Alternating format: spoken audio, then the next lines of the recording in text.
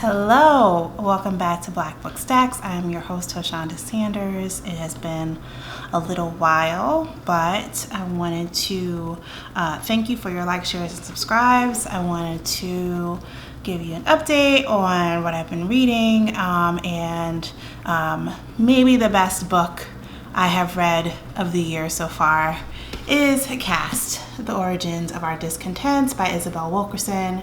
You will remember her if you have been living under some kind of rock or something.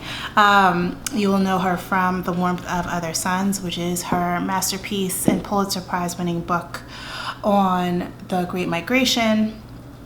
I think she did something like 15,000 interviews to complete it. And it's an amazing, immersive, propulsive work of nonfiction. It should be required reading, as should Caste, which comes out from Random House on August 4th, 2020. I wrote a review of it for the Boston Globe, which when it is available, they're behind a paywall, so when it's available I will share it here as well and add it to the video. I wanted to just talk about it because I think it's going to define the way that our generation talks about privilege, the way we talk about social hierarchy, the way that we talk about race and racial privilege. Obviously, we're in a moment in American history where there's been a lot of attention to Black Lives Matter. There's been a lot of attention to the connection between racial profiling, policing, the death of George Floyd, Breonna Taylor, Ahmaud Arbery, and so many others that are, unfortunately the list is very long. And those incidents continue to happen without people being called to justice. I love the renewed attention to race and racism and white supremacy.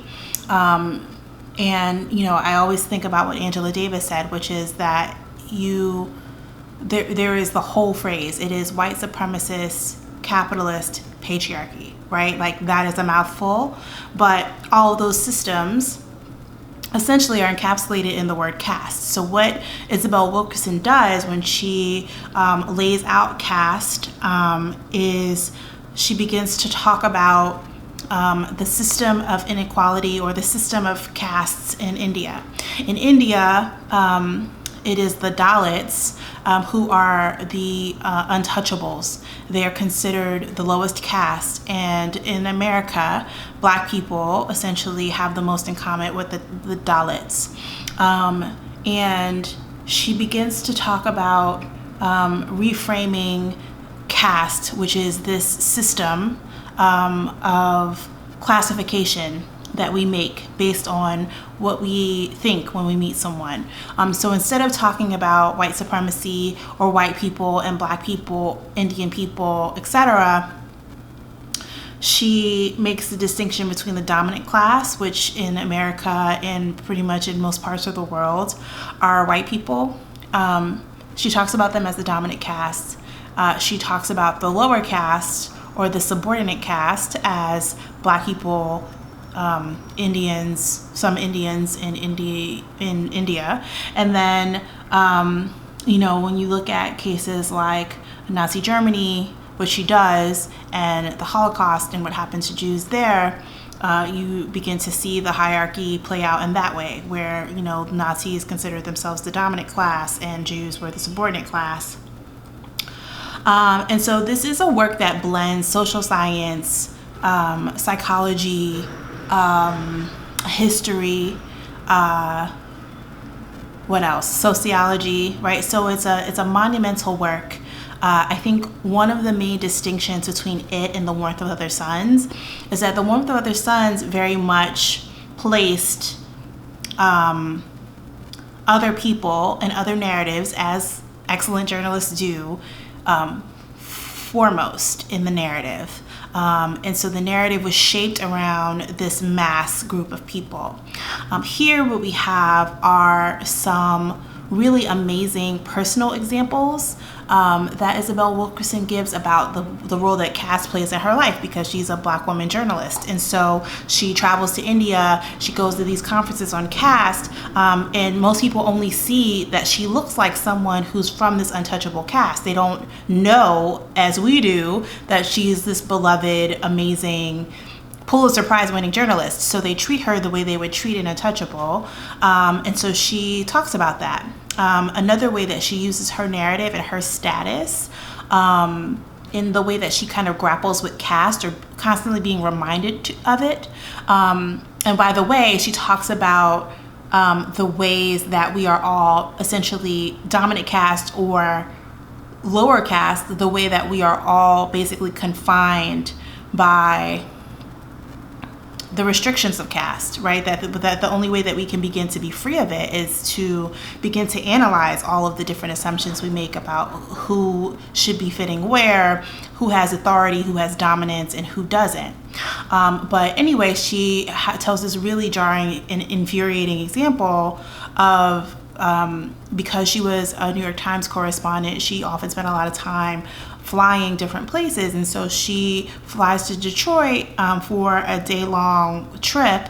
So of course she doesn't have luggage, but she somehow becomes the target of suspicion of DEA agents, who then follow her to the shuttle bus to the rental car place, and she's so taken aback by the fact that they're essentially like following her now and like intensely scrutinizing her based on the fact that they think that she's like some kind of drug operative, and like definitely not a New York Times correspondent, which she 100% is, and she doesn't happen to have any cards. So instead, she, while they're sitting in close quarters with the shuttle bus that they held up because they were like so intent on following her and like catching her in some illicit acts, she begins to pull out her reporter's notebook and take notes about everything about them.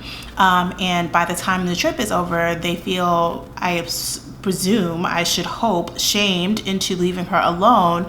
And then it's not until she's in the rental car that she really is able to process what just happened, the danger that she felt like she was in, which 100% is like what, you know, it is to be a Black person in America at all times, right? Like to lesser degrees, obviously, like we're not being hounded on a daily or regular basis, one should hope, by DEA agents. And at the same time, you know, it is impossible for us to move through the world without that level of either implicit or explicit suspicion.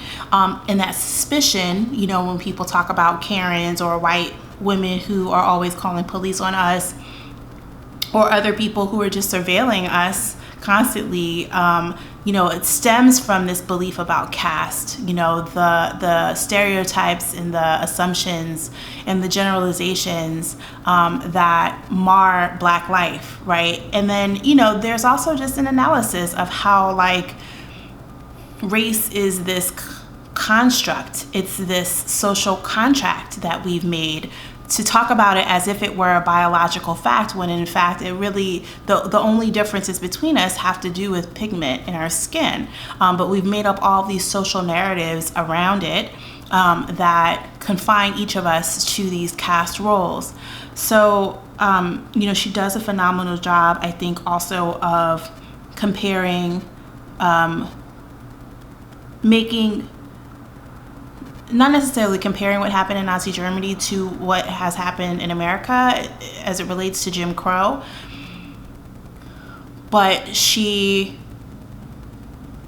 uncovers, for me, the first time I'm learning the history of the connection between the Jim Crow South and, first of all, social scientists like Allison Davis and others who worked under really great restrictions to talk about caste, the connections between caste in India and caste as it played out in the Deep South, and what that did to the way we relate to each other racially. So that was fascinating.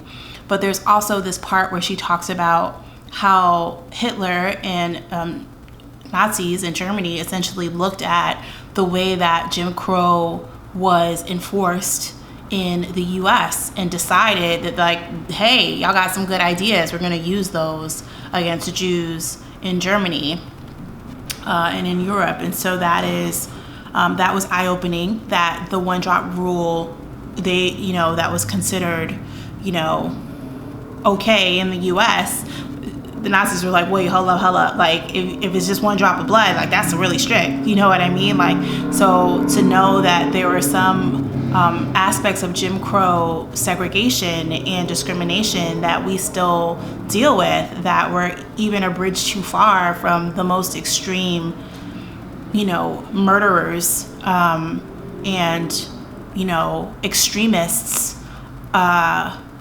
our history, is mind-boggling. There's another part too, and obviously I don't want to spoil the book for you, but I think even pulling out these anecdotes or these parts of the book is not necessarily going to ruin it, because it's just a fascinating journey, and it's so thought-provoking that I think even when I read it again, it'll be even more illuminating. But there is also the piece about humanity, right? Like, what gets lost when we only focus on the status of others and the social hierarchy of others. And so she tells this story of being widowed and losing her mother, and she is in a house where a plumbing issue has come up, and so she has to rely on a plumber to help her with the plumbing issue, that previously maybe her husband would have helped her with.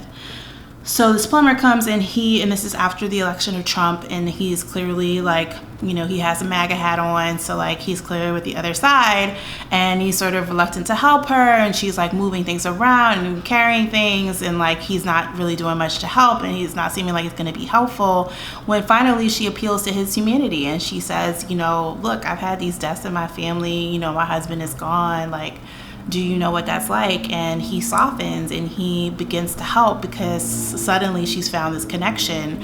And it's just it's this really moving way of underscoring the power of rehumanizing yourself in contexts where you and people who look like you have constantly been dehumanized. And to me, that's the thread that connects so much of what is in this book. It's almost 500 pages, like 400 and something, if you don't include the notes. It actually is like 390-ish, including the acknowledgments, and then the notes are another 100-ish, almost 100 pages. So it's thick, but I think it's a fascinating read. I read it probably within a little bit over a week's time, because I was first of all, I was on a deadline, but also because it was just so engrossing, to have a new framework that I think part of the reason I think it's going to be so impactful for our generation is because there's so much defensiveness that comes from people in our dominant class or our dominant caste, when it comes to talking about race and white supremacy and the privileges therein. And I think that having a new language with this much evidence that isn't necessarily about pointing fingers, but it's more about saying, well, this is the hardened social construct that we have here, and maybe we can soften it, maybe we can change it by beginning to speak differently so that no one feels put out or accused, or we can't change because we haven't changed the language, then it's impossible for us to change, right? But if we do begin to change the language, there is this possibility, there is this glimmer of hope. So that is essentially what I took away from Caste. It is a book that I wish that I had read or that I had had available to me when I was much younger. I think that it would serve all of us well if it were to be taught in schools as a part of history, not just in the social scientists, but just in general. I think it's one of the most important books of our generation. I don't say that often. I just haven't encountered that many books like it. So I highly recommend it, that you pre-order it if you haven't already. Caste, The Origins of Our Discontents. The UK version apparently is, or the UK edition is Caste, the lies we defend, the lies we something. It's something different, but anyway, it's the same book, same amazing author. So if you're in the UK, just be aware that the subtitle is different.